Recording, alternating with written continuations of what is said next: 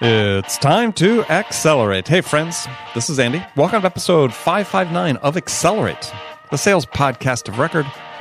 This is advanced selling for sales leaders and high-achieving sales professionals. Joining me on the episode today is Evan Hackel. Evan is CEO of Ingaging Consulting and author of the book, Ingaging Leadership, 21 Steps to Elevate Your Business. We're going to talk today about how great leaders not only engage with the people on their team, but also involve them in the decision-making process. It's this involvement that leads to the I in engaging as an engaging consulting or engaging leadership. And Evan's going to share why team members and employees make bigger contributions in terms of innovative ideas or new processes that they can contribute to the company that lead to greater productivity. If you'd like to see the summary notes for this episode, go to andypaul.com/559, and there we provide a timestamp breakdown of this and all the conversations on Accelerate. Now, if you've been listening over the last couple of weeks, you know that I've been talking about a new report I just produced. It's based on the input of over 300 of the world's leading sales experts. These are people I've interviewed right here on Accelerate. And this report is all about what you can do to amp up and accelerate your sales right now. And I think you'll be surprised what the experts recommended be the first thing you should do to amp up your sales. Not what you might expect. So this report is free. Go to accelerate.fm/accelerate to get your free copy right now. Hey friends, I noticed just yesterday, I just noticed that Amazon lowered the price on my second book, and that's titled Amp Up Your Sales, Powerful Strategies That Move Customers to Make Fast, Favorable Decisions. Amp Up Your Sales was on HubSpot's list of the 20 best sales books of all time. So if you want to learn precisely what you need to do to maximize the value that you deliver to your prospects, then this is the book for you. It's normally priced around $13.99. It's now available for $7.99. So I'm not sure how long this will last, so go order your copy today. Before we get to the interview, I want to remind you that I'm always looking for your questions about sales situations that you need help with, or your suggestions about topics you'd like me to address on the show, or guests that you'd recommend we have on the show. So send me an email today to andy@zerotimeselling.com with your suggestion or your question or your guest recommendation. So let's jump right into it now. Evan Hackel, welcome to Accelerate. Andy, it's fabulous to be here. It's an honor to have you here. So I have a standard question I ask to kick off all the conversations I have with my guests here. And we're primarily a B2B sales audience. And so the question is, in your mind, what's the single biggest challenge facing sales reps today? I think it's focus. I think that salespeople today have so much to talk about in terms of their products and what their customers are looking for, and they tend to over-explain, over-talk. They're not focusing on what the customer really needs and solving that problem. Consequently, they create static in the conversation with the customer because they're spending way too much time talking about things that are irrelevant to what the customer's looking for. And the good answer, I think that along with that, though, is that so much of what we give reps to say is just sort of the so what category. One of the beauties of this age is we have all this great content that's created, but the downside of the content is that as more and more of it's produced, then just by I would say law of physics, but I know it's not physics, but the differentiation between all of it becomes slighter. Right? It's just the way it works. I mean, and so everything sort of starts becoming the same. And products are also more complicated. I happen to also own a training company, Tortal Training, and we have a learning management system. Mm-hmm. And literally someone could spend 3 or 4 hours explaining everything the thing does. Yeah. But the only certain small amount of that information really matters to the customer. And we as salespeople, you revert to wanting to talk about all of it, and then you're not spending your time really focusing on the needs of the customer and having the customer, spend 80% of their time talking. Exactly. Yeah. And so, I think that Yeah, we actually think we end up the companies the reps work for, we end up distracting them by giving them too much to talk about. Yeah. We're listening to ourselves, not to them. Yeah, exactly. Which it should be the opposite, right? Make sure we listen to the customer first. Exactly. So we're going to talk about a book you wrote. You've written a book called Ingaging Leadership. That's with an I instead of an E at the start of engaging. And I spelled that out because people are such poor spellers these days. And yeah, I literally just saw an email somebody had sent that I don't want to call them out. I mean, it's just like the number of major spelling, like they wanted to say I was forced to do something, and they spelled the word forest. Now, granted, well, Andy, I am severely dyslexic, and I dictate a lot. Yeah, and maybe that's what he was doing. Maybe he was using Dragon or something. Yeah, that's what I use. The biggest and funniest mistake I ever made is I had a board presentation, and my title slide said broad presentation. Yeah, which was bad, but. You're right, though. It's certainly like, if I'm sending something to a customer, I'm sending it through a proofreader, and not just a proofreader, but really a professional writer, because I don't want it just to be grammatically correct. I want it to be interesting and not boring to read. So we have a person on our staff, she's a communication expert, and that's what she does, is she takes what we write and makes it into something that's interesting to read.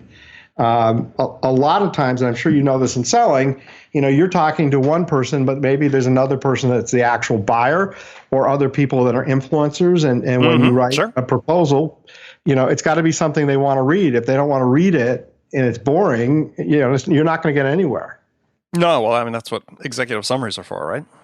Exactly. All right. So back to your book. So starts with the engaging starts with an I as opposed to an E. So why is that? Well, the reason is that you can be very engaged and not be involved, and the I stands for involvement. So I'm a huge Red Sox fan, and I'm sorry.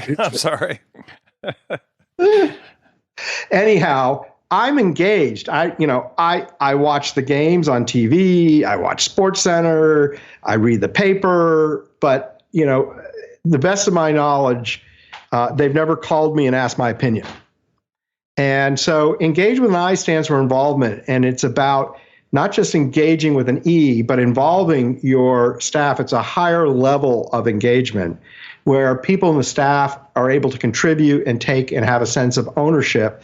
And not just staff, but also customers, which I would like to talk a little bit after this. Sure. But my goal in life is to actually make the word engaging with an I an actual word accepted by Webster.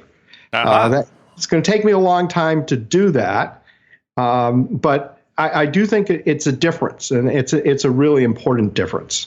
Well, and so that really forms the basis of the question: is how can a leader be engaged but not engaged?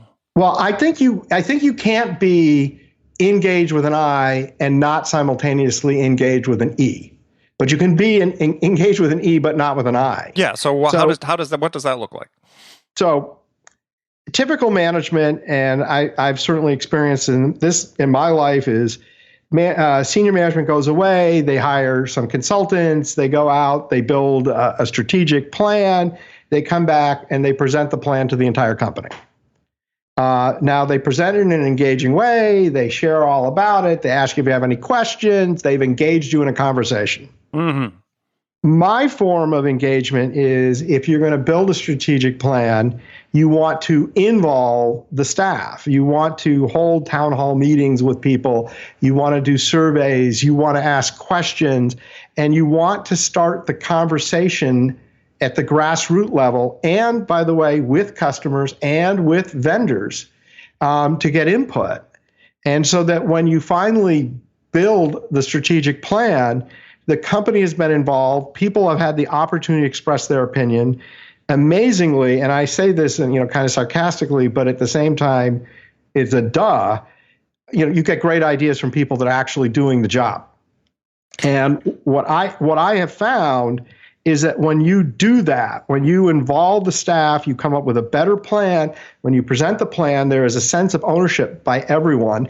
And I share that plan with my entire staff. I share that plan with vendors, and I share it with customers. Now, my customers are, bigger customers, B2B customers as opposed to consumers.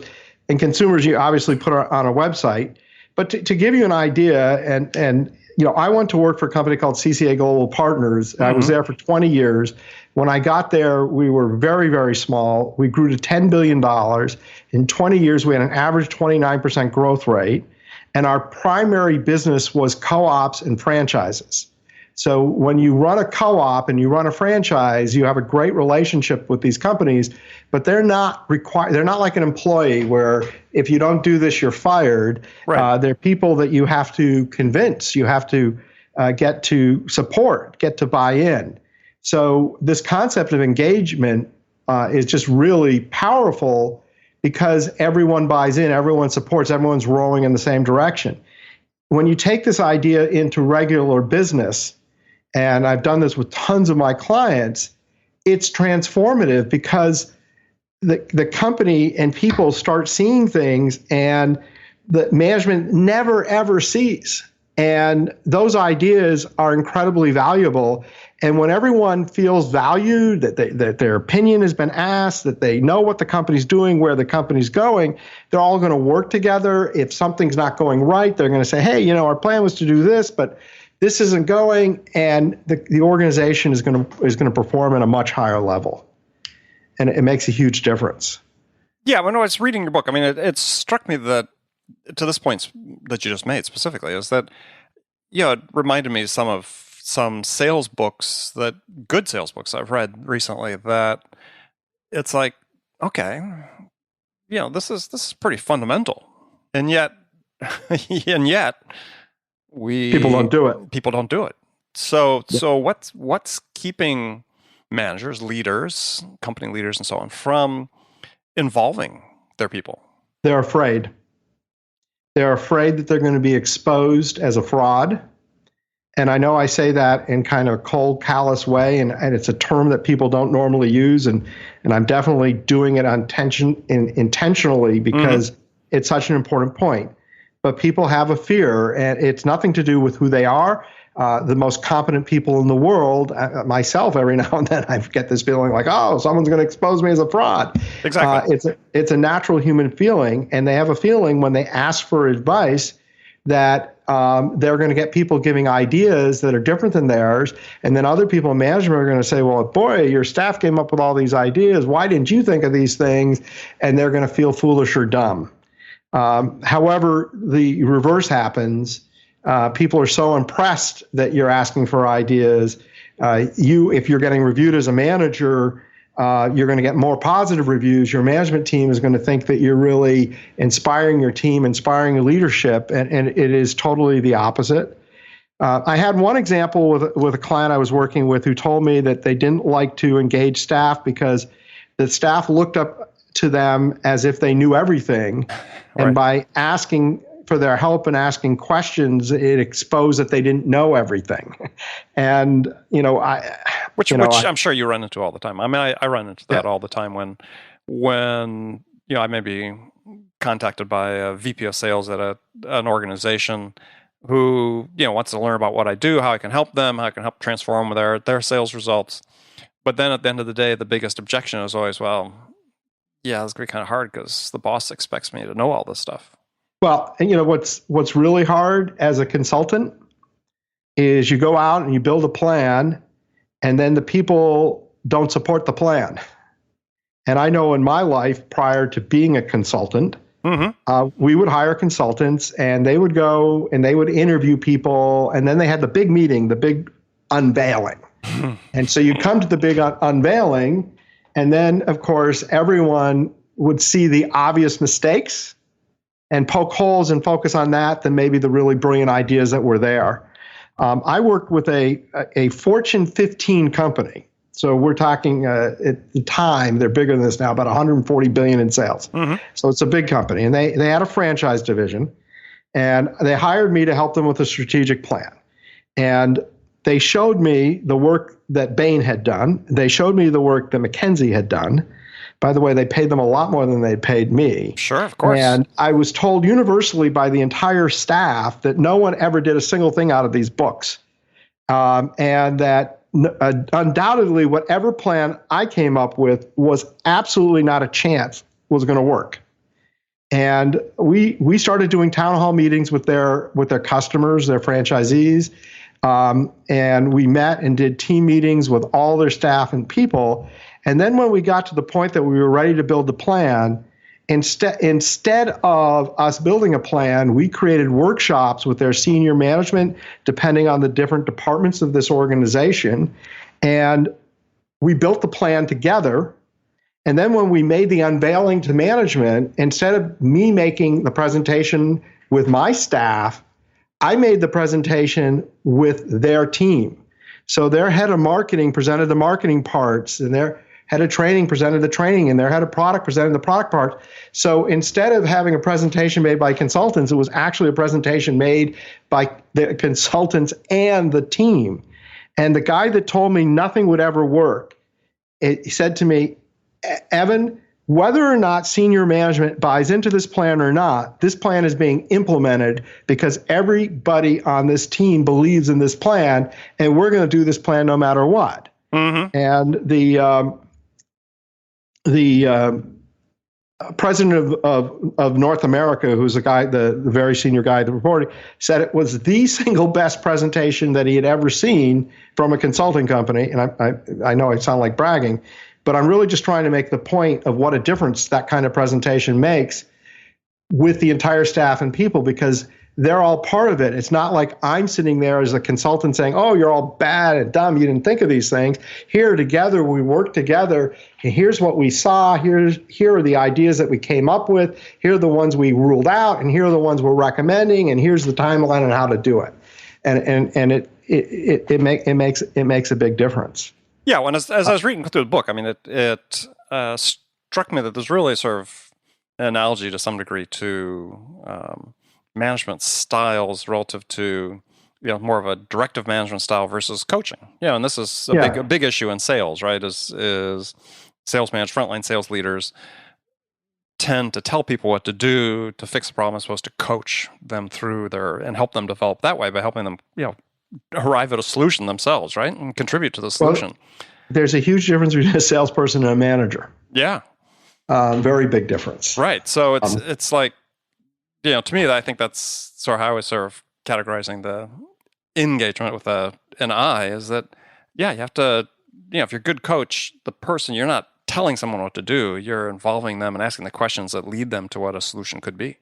And they contribute to coming up with their own solution. And one of the things that I do now, and I'm not sure it's actually in the book, but when I do touch bases with the people that report to me, and my first question is, are you happy at work? My second question is, what are you doing that you feel really good about? And what are you doing that you need help with? And those three questions are magical, because it just starts a great conversation. And you don't say what you're doing wrong. Mm-hmm. And then I let, they have a list of things they're working on, which they create. But they review it to me through the prism of what's working and what do they need help on. And then we have good conversations. And it's very different than when somebody is there with a checklist. I mean, the traditional form of management is here's your list of to-dos. Here's 30 things I want you to do. And every time we get together, I'm going to go, Andy, did you do this? Did you do this, Andy? Did you do this? And you feel like crap. And you're sitting there and saying, I wouldn't even put that thing on my list, and you expect me to do it, and you're being unrealistic. And what I coach people on is a lot of times when they create the list, they make the list more aggressive than I might make the list, and I go, wait, we got to cut back. You can't expect can't get all that done. Andy, if I could, though, and I really want to talk, if I can, about engaging customers. Sure, let's do it. Because I know you have a real focus on sales. One of the things that I think is most important is to actually have a council of customers, particularly in the B2B world. So when I bought Tortal Training, the first thing we did is create a training advisory council, and we brought 7 of our customers, and we did a mix of big and large, and people use this in different ways. And we sat and spent 2 half days, brought them in for lunch, did an afternoon thing, had a nice dinner, did a morning thing, and we asked them questions, and we asked them to help us prioritize. And it was incredibly amazing how it helped management better understand how customers see us and how to operate. And I've been doing customer advisory councils since the late 80s. Mm-hmm. And they are transformative, helping companies know how to handle their customers. If you have consumers, you do focus groups, right? It's different. But when you have B2B customers, bringing the customer in and asking their opinion, and let me tell you something, you build customers for life that way too. Because when you bring them in and you develop a personal relationship and you're asking their opinion, these customers appreciate that. I mean, they feel honored, and it's a great relationship tool. Although that's the byproduct. That's not the goal. The goal is to learn from a customer's perspective how they feel about working with the company. Let's dive into that a little bit, because I recommend this to companies fairly frequently, is that this is a strategy they should be employing. But let's go through the steps you see of how do you set up a successful customer council or customer advisory board or whatever you want to call it, because what I'm finding now is companies are even trying to do it virtually, and I think that the value really comes from getting people together. Well, I will tell you that I thought, I'm a big fan of Zoom. Mm-hmm. I'm a big fan of Skype. The virtual meetings don't work because things come up and people miss them. From my company's perspective, we do 1 live meeting a year with the group, and then we do 2 touch base web meetings where we're really giving them an update and a report and getting some feedback. But our attendance on those are like half the people show up. Right. We record them. Sure, it's available later, right? Right, but it's not the same as having someone face to face. But look at the key in doing this, and I, because you do them, this, so you can add and tell people what I miss, which is perfectly fine. Is you want chemistry in the room. You want people that you think are going to look at your business more globally, not just concerned totally about their business. Because I ask people, say, hey, tell us when you're speaking for you, and tell us when you think you're speaking for the entire customer base. You want to have a mix in the room of your customers, or you want to have more than one group. Which is, if you're big enough, certainly fine to have a group of larger customers or customers more focused on a particular product. Mm-hmm. You want to rotate. You don't want the same group. I tend to do 3-year terms, and I tend to like 1/3 of the group to kind of fall off. For me, I don't want the group to be too large, because then it's not intimate enough. So I tend to try to go with like 9 and expect that 7 are going to be able to make the meeting. And be very open and candid with the group, and not, be willing to expose your problems and your troubles, which I know kind of goes counter to how people think about what they should be discussing with their customers. But their customers know them anyhow. And the customers are the ones that can give you insights on how you can fix and solve some of those problems. Mm-hmm. And then make sure that the meetings are interactive. I was a member of an advisory council, and at great expense, the company brought us to these meetings, and it was 80% management making presentations to the council. Right. And the council members had hardly any time at all to speak. So I'm a big believer in, starting up and having everyone talk about how their business is doing, how they're, what things they use of our company, what things they like, they don't like. And then, we go into exercises and and do things that will solicit ideas from the group. We'll break the group up into smaller, it's 7 people, so we'll have staff there. We'll break up into maybe 3 groups of 4 people, and brainstorm different ideas, and people come back. So there's lots of talking, and you definitely want the participants to be talking. 80% of the time should be participants talking, and 20% should be management talking. I do think it's important to have management in the meeting. You don't want to overwhelm. Meaning you don't want 3 people, 3 managers, 3 people from management for every 1 customer. At most you want even, and even that I think is too much. If I had a group of 9, I would bring in 4 or 5 people. Mm-hmm. But one of those people would probably be somebody that doesn't always go. I rotate in somebody new just to have them experience, get to experience the process. Well, I think it's one of the real values of doing this, especially in a face-to-face world, is that increasingly, sales are done virtually. And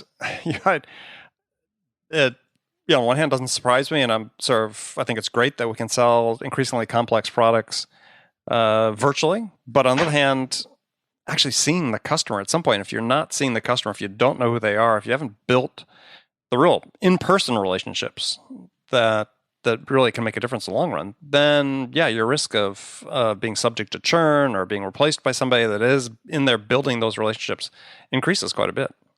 Companies that don't get out enough to see their customers, which increasingly is more and more of them, unfortunately, at least this is one way you can still get that personal voice of the customer into the company. One thing that we find is that when our primary our primary contact at a company leaves, we have good news and we have bad news.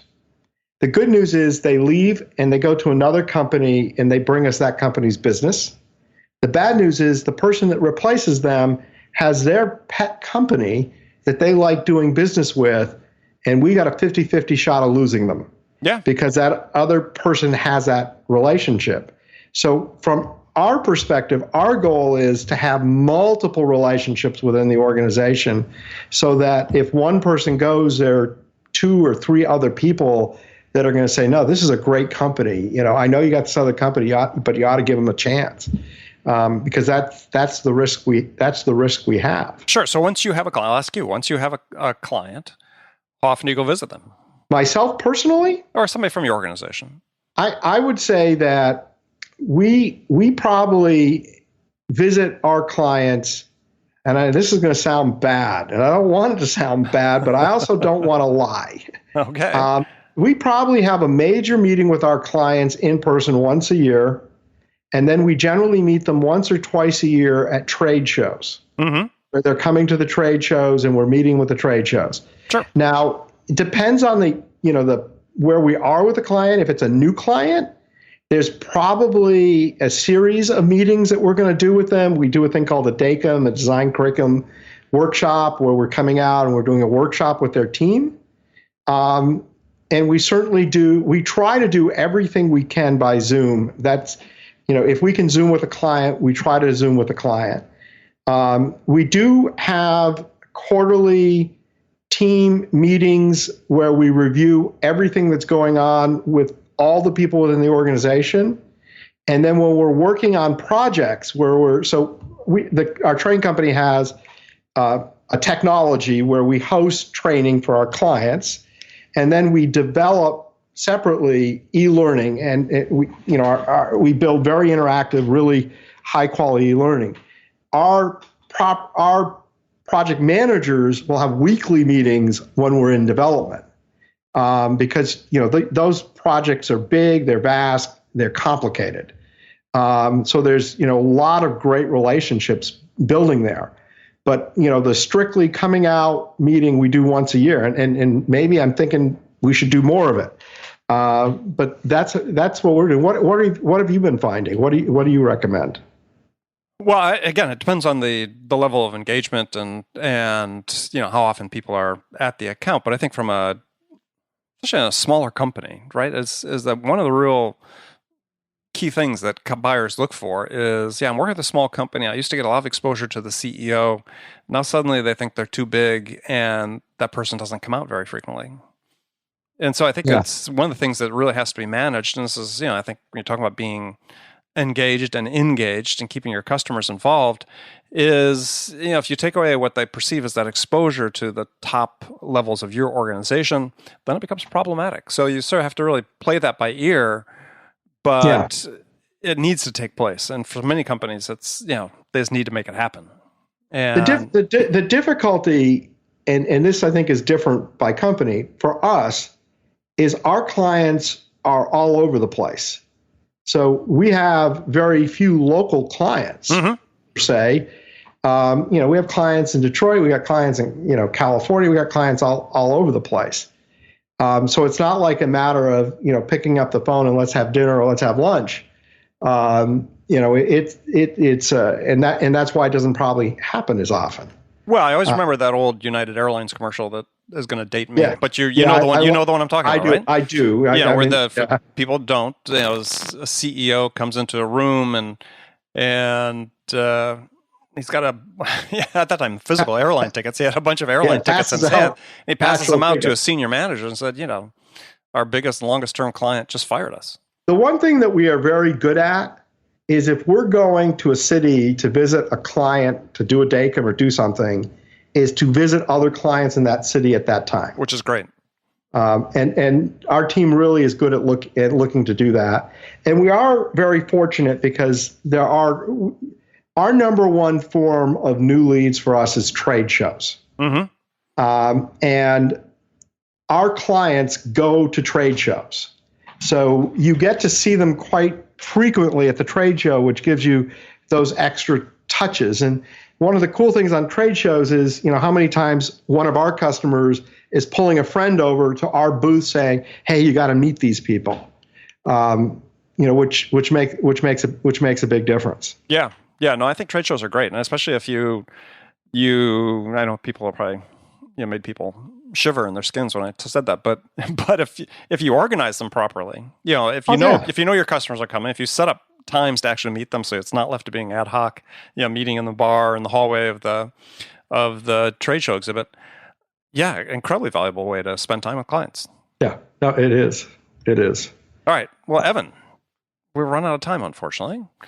But did you have another point you were going to make? I didn't want to interrupt you. Well, I just want to thank you for the time. I've enjoyed the conversation. I have a feeling that the two of us could talk for hours. So it's been a pleasure. I think we could. We'll do it again. So tell people how to learn more about your company, your companies actually, including your training company, as well as get in touch with you. Okay, I have two companies. I have Ingage Consulting, Engage with an I, so it's ingage.net. And we focus on improving relationships. So we work a lot with franchisors. We work a lot with manufacturers, with dealers, or distributors with dealers. We work with co-ops. And then we have a training company called Tortal Training. And Tortal Training makes effective training easy. And we're a full-service training company based out of Charlotte. I'm based outside of Boston with a consulting business. And Tortal is TORTAL.net. Think of portal, but with a T for training. That's how Tortal's name came about. And so think of it as a training portal. And certainly my email is ehackel, Hackel, at engage.net, spelled with an I. And please go to the website. If you're interested in my book, it's available on Amazon.com. Or you can go on my website and click on the book. And by the way, free gift, Andy, I should tell people about this. Sure. I actually have a leader's guide on how to create engagement within the organization. It's a PDF download. If you go to my website and you follow the information on the book, you can get the leader's guide for the book. And it is totally usable whether you buy the book or not. So that's my free gift to everyone. And certainly encourage people to reach out and connect. That's what this is all about. Well, great. Well, Evan, again, thank you very much for being on the show. It's been my pleasure. And friends, thank you for spending this time with us today. Make sure you come back, join us for the next great episode of Accelerate. Until then, I appreciate it. If you haven't done so already, subscribe to this podcast. Also, leave us a review. We'd love to hear from you. Let us know what we could do to improve and make this a more valuable experience for you. So thanks again for joining me. Until next time, this is Andy Paul. Good selling, everyone.